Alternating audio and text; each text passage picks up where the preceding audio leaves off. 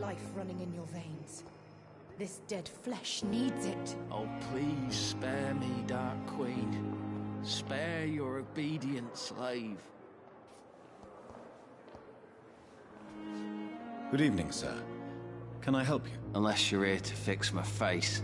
No. I don't think you can help me. I'm Dr. Reed. I've recently taken the position of head surgeon here. War injuries, am I right? You guessed right, Doctor. German shell took my pretty little mug right off. But they still call me Thomas Elwood.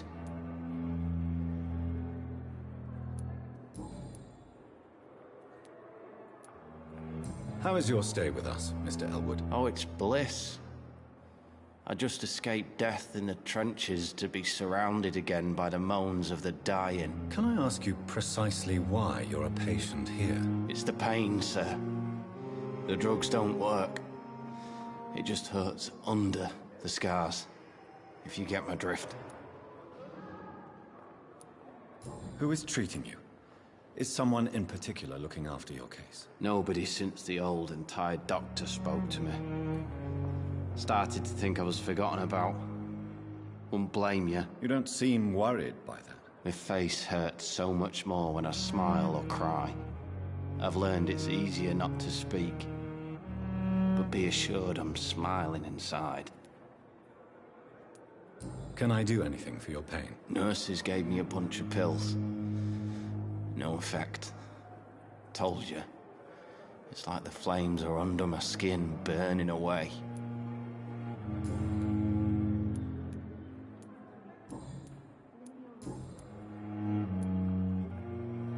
Where were you stationed, sir?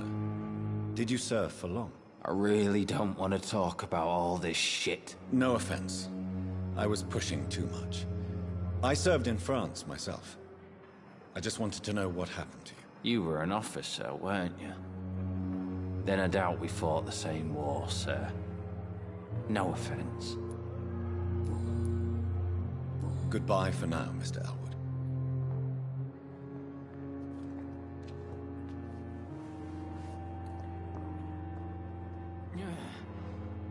Damn. The pain. Good evening, Mr. Hampton. How do you feel? Dr. Reed, is it? Oh, sir, I must apologize for my behavior. What do you mean? I was not myself in the factory. Fear and exhaustion made me say awful things to you, I'm afraid. You remained perfectly nice and polite. A little delirious, perhaps. But who wouldn't be after enduring an abduction? Thank you, Doctor. That's a relief. Now all I need to do is rest and return to my flock.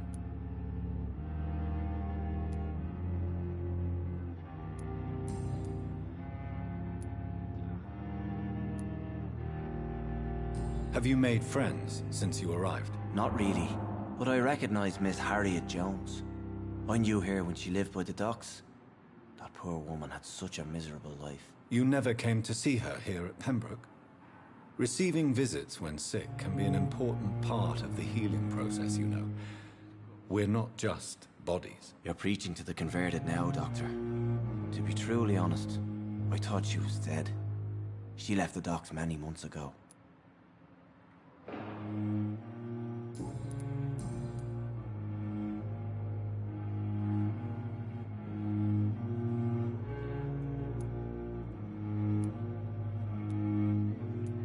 What is the general situation in the East End docks? The situation has always been tough, with a lot of tensions between the gangs and the dockers' trade union. The wet boot boys are very nervous since they lost their leader. Has the gang been threatening you? Ah, no. I've had this nickname for so long, you know, the sad saint of the East End. No one dares to bug a saint, not even criminals.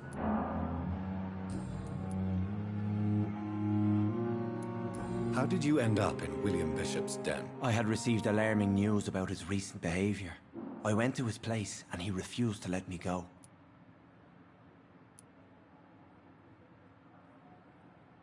Why did he abduct you? William was an alcoholic. His addiction suddenly changed to blood. I don't know why. Just like a patient I met here.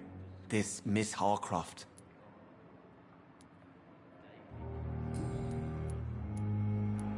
What is the general situation in the East End docks? The situation has always been tough, with a lot of tensions between the gangs and the dockers' trade union. The wet boot boys are very nervous since they lost their leader. Who leads the gang now? Since Clay Cox went missing, it's his wife Edwina who runs the show, with the assistance of her minion, Booth Digby. Do you know Tom Watts, the bartender from the Turtle? I met him before I found you in the canning factory. Tom? Yes, of course. Always the helping hand, good old Tom. Without men like him, corruption and despair would have wiped out the East End long ago. Who should I avoid in this part of town, then? Any particularly evil figures? Not really. Most men and women are just doing their best. And it's not my habit to speak ill of people I know, Doctor. People are still in despair. How could it be otherwise? The authorities have left us all to rot in this contagious nightmare. No drugs, no advice, nothing. It's a damn shame. How did you end up in William Bishop's den? I had received alarming news about his recent behavior. I went to his place and he refused to let me go. You dared to enter this awful place alone. You're a hero, Mr. Hampton. Or a fool. I'm just a man trying to help his friends, Dr. Reed. William Bishop was a conflicted soul, searching for light.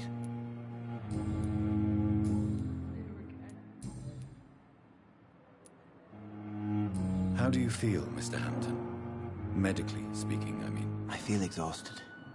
Beyond exhaustion, actually. William drank so much of my blood in his madness.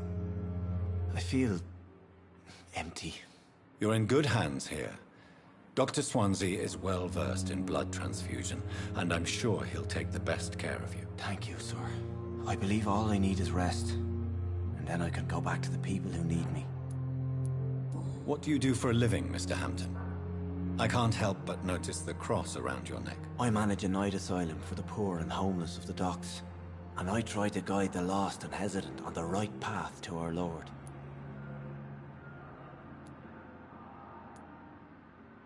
Are you a priest, Mr. Hampton? A deacon, maybe? Not at all, Doctor. I'm just a man of faith willing to preach the good word. Why didn't you use your cross against William Bishop? To repel him somehow? That's a very strange question, Doctor. A cross is no magical token, if that's what you were trying to say. Not mine, anyway. Goodbye, Mr. Hampton.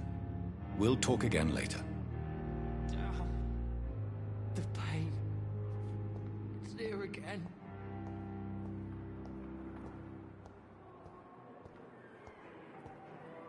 Good evening, Mr. Elwood. Evening, Dr. Reed. Goodbye for now, Mr. Elwood. Fear and disgust on every street corner. The daily routine.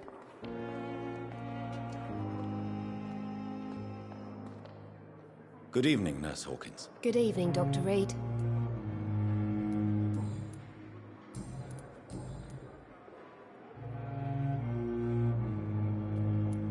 How is the Pembroke staff coping with the epidemic? Well, not well. Milton, the ambulance driver, is even more grumpy than usual, especially concerning doctors. Why does Milton dislike doctors? I don't know. Just ask him. But be warned, Milton is not the chatty type. Goodbye, Nurse Hawkins.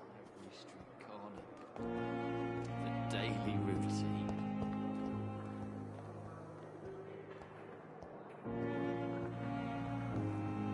Good evening, Miss.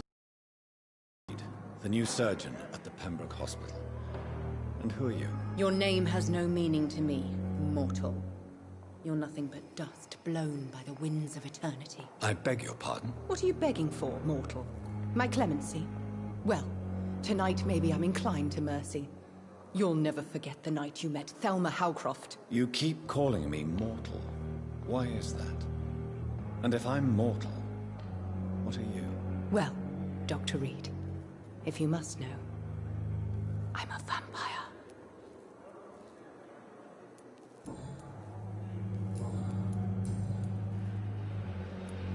And why do you believe you're a vampire? I don't need to believe anything. It is what I am. It is what I feel within this hollow shell of flesh. Please, describe to me how you feel. What is it like to be a vampire? I can hear my body crumble from the inside as my flesh cracks and fades. I sense the last pulse of postulant blood within my drying veins. I need new blood. I see.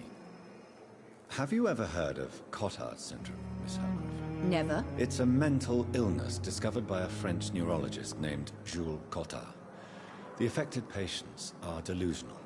They believe that they are putrefying, that they are dead, a ghost or a ghoul, or in your case, a vampire. Delusional, you say? Oh, sad and petty mortal. You can't even begin to understand the concept of immortality. And you think it is I who am delusional.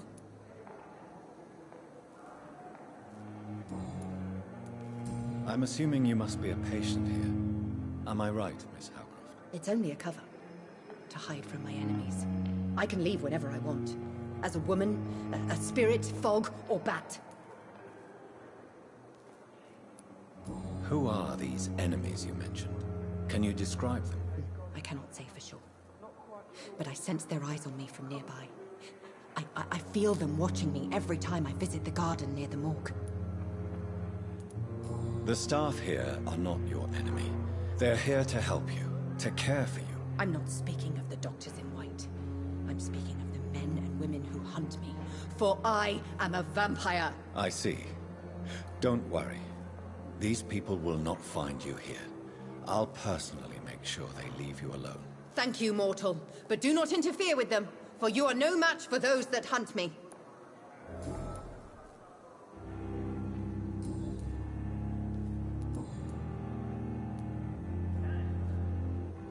Who are you really, Miss Howcroft?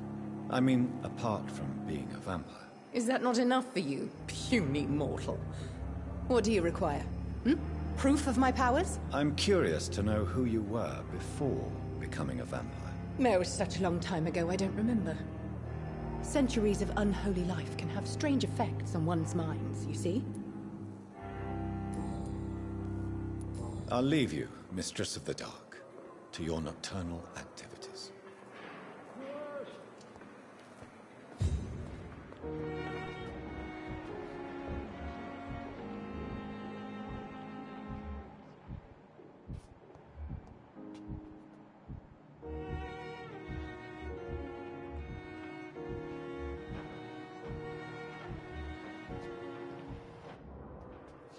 I wish I could be sick again. Blood oil with the fever. I wonder why the Cosmics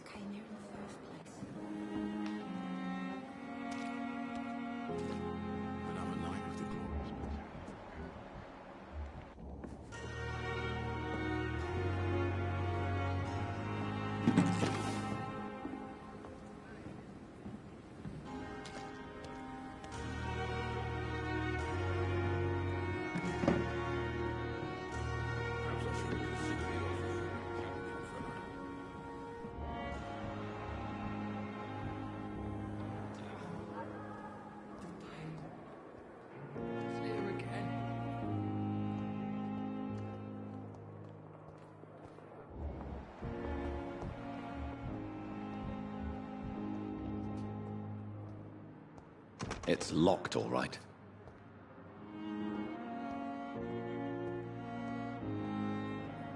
We will discuss on every street corner the daily routine.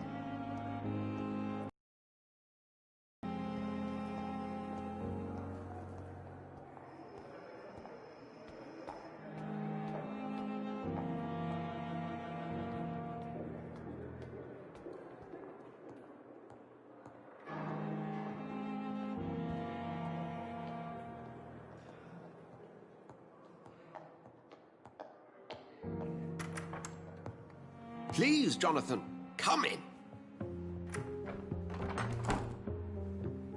Fascinating, is it not? In the last decade, so many mysteries have been brought to light with our microscopes. The human body, biology's penultimate frontier. The more we explore its boundaries, the between life and death. You, my friend, have a foot in both countries. The view must be vertiginous. It's at least as vertiginous as chatting about vampires with you, I would say. This must be all so new to you. This area of town, the hospital, a brand new life. How stimulating it must be. I wish I could share your enthusiasm, Dr. Swansea, but my condition defies scientific categorization. Undead? Unalive? Immortality defies logic. I cannot express my thrill at this serendipitous turn of events specialist in blood transfusion. Very well. I have a task for you, Jonathan. Something that will require all your newfound skills. Please, go on. The Pembroke only survives through the generosity of our benefactors. Unfortunately, our main donor has found herself in a bit of a bind.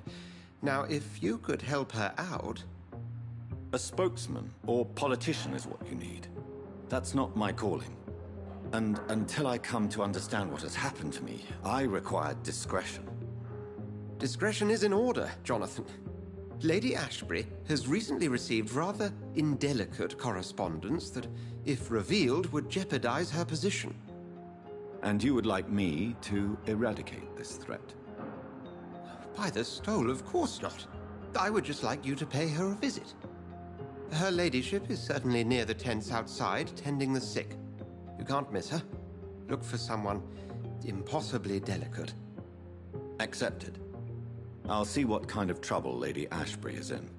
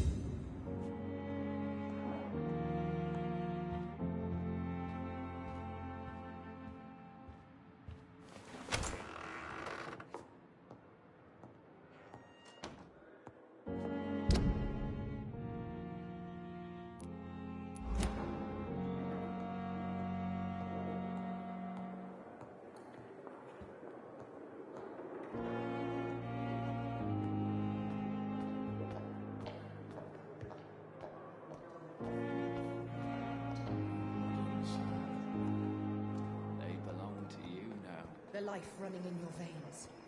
This dead flesh needs it. Oh, please spare me, Dark Queen. Spare your obedient slave.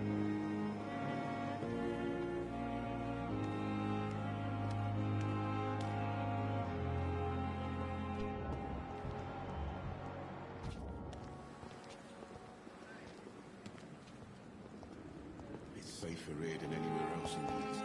The Pembroke is so lucky to have Dr. Reed, you know. I met him in New York once. If only there were more of us, with less resignation and more determination. I know I can count on you. I wish I could say the same for the others. You look exhausted. Perhaps I should reconsider the offer. The flu took my dear wife, Emily. I take comfort knowing we'll soon be together again.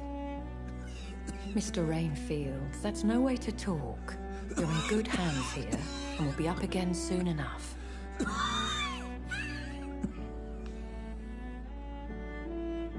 Now do me a kindness and get some sleep. I'll be back round later. Your words are kind, the blessings of an angel. You're the sweet, sweet Lady of Mercy.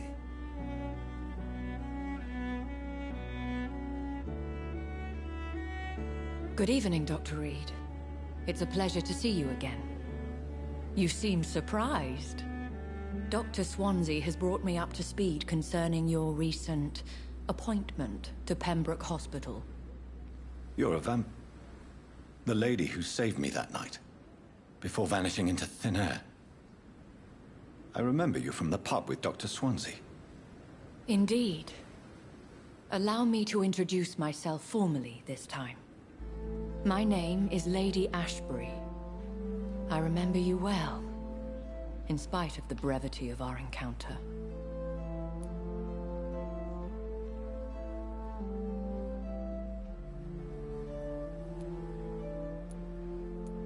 Apologies. You've taken me by surprise. I'm very happy to see you. The pleasure is mine, Doctor. I hope you're more disposed to answer my questions now. You must have countless questions, but our rather urgent matter first. Swansea has explained. My cover, if you prefer, has been compromised.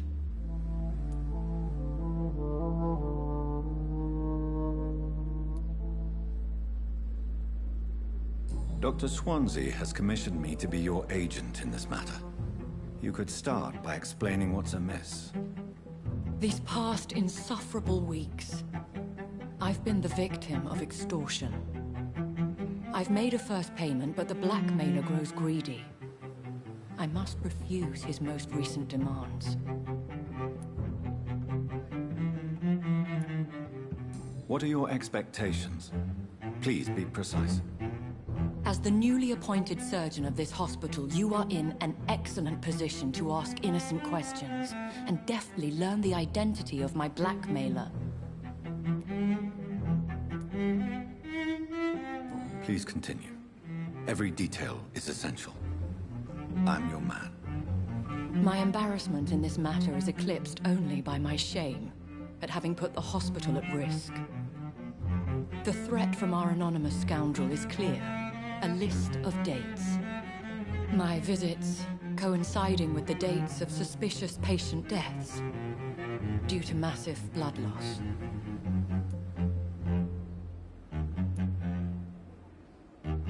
Is it true? Now aren't you the blunt one?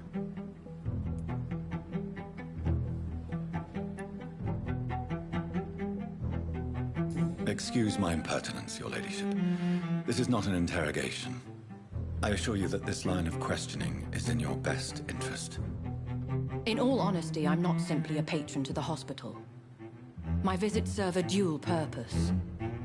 Dr. Swansea has been treating my condition with a revolutionary technique of blood transfusion. It seems you are a specialist in the domain. I'll take care of it.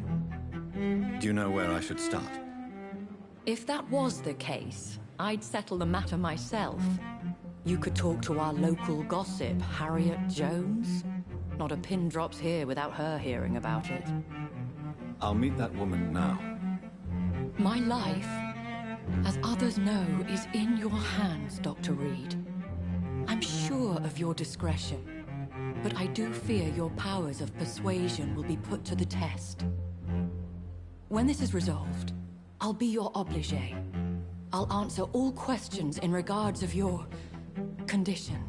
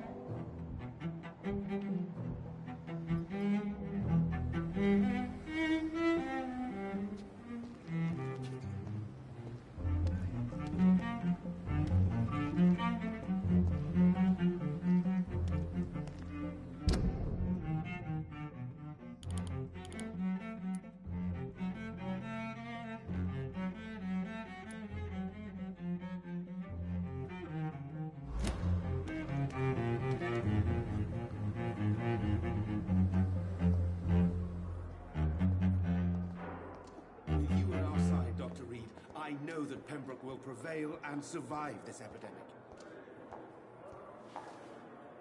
Good evening, Nurse Hawkins. Good evening, Dr. Reed.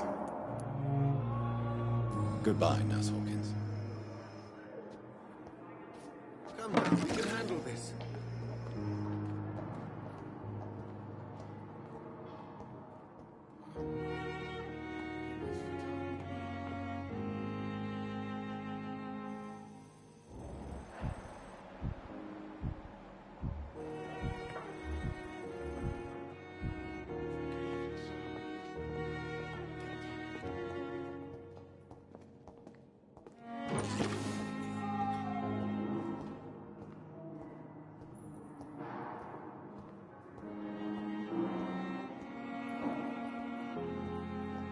How long must I wait, damn it? Blaming me will not further your agenda, sir. How long's it going to take to fix me properly? A month?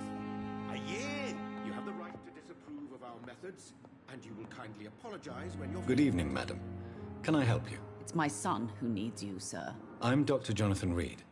How can I help your son? I'm Beatrice Goswick, mother of Mortimer Goswick. Could you check on him, please, Dr. Reed? I've heard much of your talents as a physician.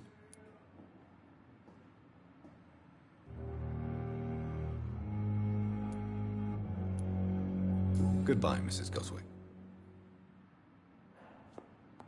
My sweet girl. Good evening. I'm Dr. Reed. Can I help at all? No. Really? Why are you here, then? I don't want to talk. My throat hurts too much. I suppose that this pain is the reason you're here. Is someone taking care of you? Yes. And no. Could you at least tell me your name, sir? Mortimer. Mortimer Goswick. Do you need any help? I'm afraid I may, sir. I don't mean to be a burden.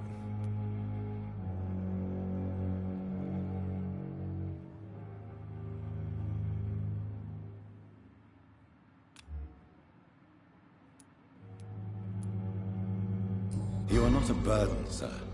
Healing you is my responsibility. And you have my gratitude for that.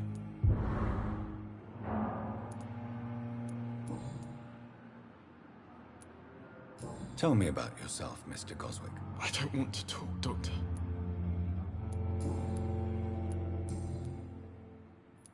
How painful is your throat, Mr. Goswick? So painful I'd rather not talk at all, Doctor. I'll let you get some rest, then.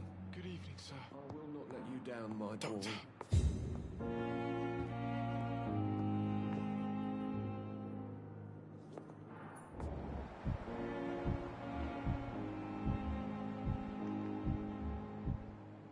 You always knew the words to calm the children, Helen. As for me, what a blundering idiot.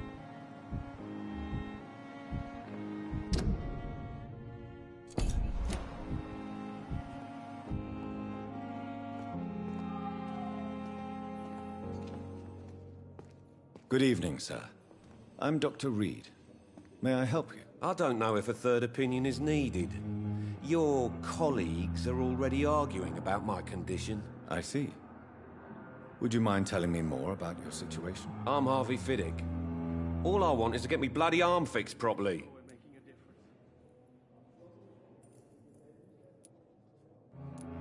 Have you heard talk of any blackmail here at the hospital? No, nothing.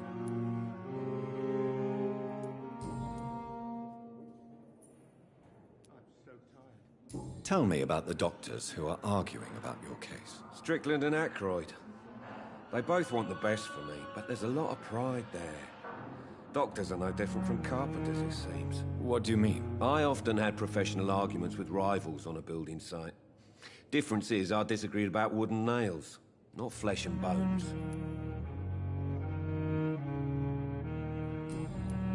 Goodbye for now, Mr. Fiddick. I'll see you later.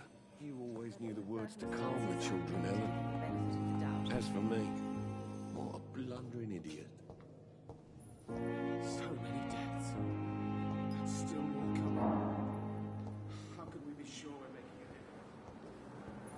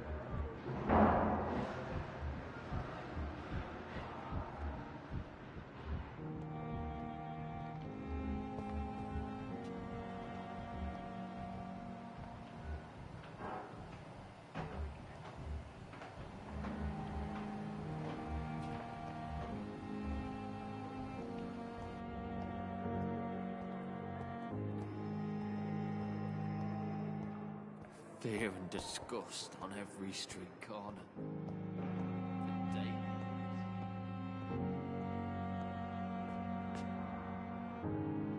For days. What is this? Who are you?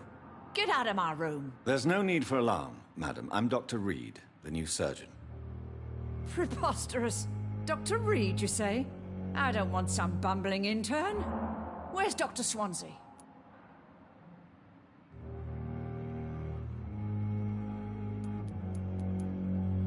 Dr. Swansea is quite busy, and I need you to help me get acclimated. I have many questions. How brave. Threatening an old defenseless woman. You know how long I've been a patient here? You've picked the wrong fight. I'm Harriet Jones. Harriet Jones? Indeed. I've been meaning to have a chat with you. You know what goes on here better than any other patient, I gather. Oh, better than any patient, nurse or doctor. I've seen so many vile undertakings. I heard there have been some despicable goings-on. Was there a case of blackmail? Blackmail? Wait. You're investigating something. This isn't a social call. One of those incompetent cunts slit a poor sod's vein.